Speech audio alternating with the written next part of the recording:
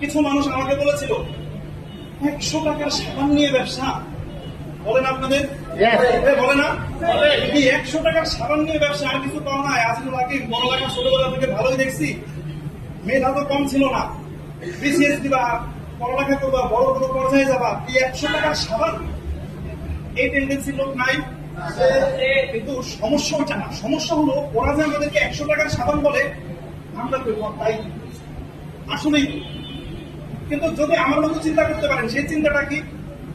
আমাদের এই সাবানটা ডিপিএস 155 টাকা, আচ্ছা ধরলাম আমি 100 টাকা হিসাবের জন্য, একটা সাবান 100 টাকায় বললাম, 100 টাকার সাবান। ওরা চিন্তা করে মাত্র 100 টাকার সাবান নিয়ে ব্যবসা করবে। আর আমি কিভাবে চিন্তা করেছি, দেখেন পৃথিবীতে মানুষ কত এখন? 800 কোটি। কত?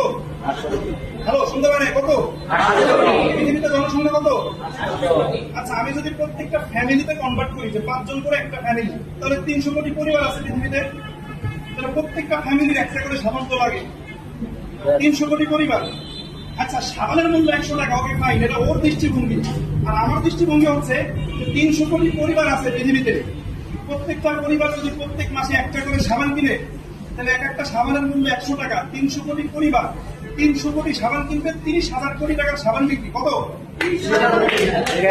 সাবানের মূল্য 100 টাকা, মার্কেটের মূল্য কত? 30,000 কোটি টাকার মার্কেটে। কত টাকা?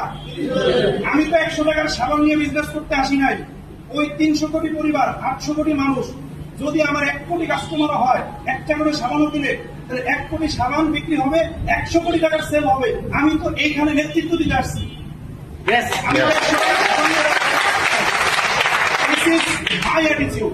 আমাদের কোনটা করতে হবে? 100 টাকার সাবান চিন্তা করবো, নাকি হাজার হাজার কোটি টাকার মার্কেটে লিড দিতে আসছে এটা চিন্তা করবো? সিদ্ধান্ত আপনার। সিদ্ধান্ত নিতে পারছি?